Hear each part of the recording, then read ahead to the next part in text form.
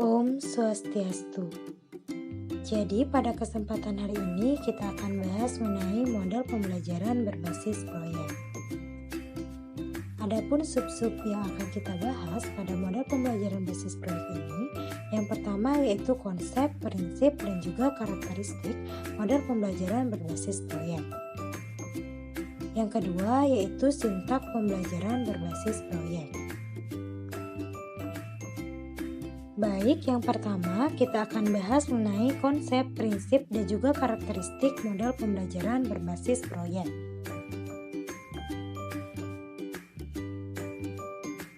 Menurut Goodman dan Stiver pada tahun 2010 mendefinisikan Project Based Learning atau PJBL merupakan pendekatan pengajaran yang dibangun di atas kegiatan pembelajaran dan tugas nyata yang memberikan tantangan bagi peserta didik yang terkait dengan kehidupan sehari-hari untuk dipecahkan secara berkelompok. Terdapat beberapa prinsip dari pembelajaran berbasis proyek ini, yaitu yang pertama, pembelajaran berpusat pada siswa yang melibatkan tugas-tugas proyek pada kehidupan nyata untuk memperkaya pembelajaran. Yang kedua, tugas proyek menekankan pada kegiatan penelitian berdasarkan suatu tema atau topik yang telah ditentukan dalam pembelajaran. Dan yang ketiga, penyelidikan atau eksperimen dilakukan secara otentik dan menghasilkan produk nyata yang telah dianalisis dan dikembangkan berdasarkan tema atau topik yang disusun dalam bentuk produk atau laporan atau hasil karya.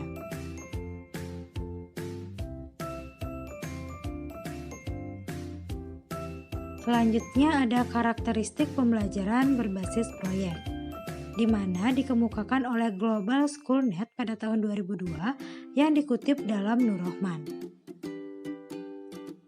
Yaitu yang pertama, peserta didik membuat keputusan tentang sebuah kerangka kerja. Yang kedua, adanya permasalahan atau tantangan yang diajukan kepada peserta didik. Yang ketiga, peserta didik mendesain proses untuk menentukan solusi atas permasalahan atau tantangan yang diajukan. Dan yang keempat yaitu peserta didik secara kolaboratif bertanggung jawab untuk mengakses dan mengelola informasi untuk memecahkan permasalahan. Yang kelima, proses evaluasi dijalankan secara kontinu.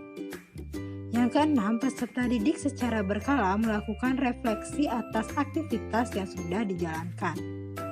Yang ketujuh, produk akhir aktivitas belajar akan dievaluasi secara kuantitatif. Dan yang terakhir, situasi pembelajaran sangat toleran terhadap kesalahan dan perubahan.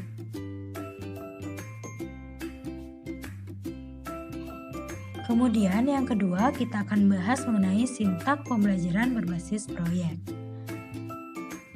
Di mana yang pertama yaitu menentukan pertanyaan mendasar, yang mana pembelajaran dimulai dengan pertanyaan esensial, yaitu pertanyaan yang dapat memberi penugasan kepada peserta didik dalam melakukan suatu aktivitas.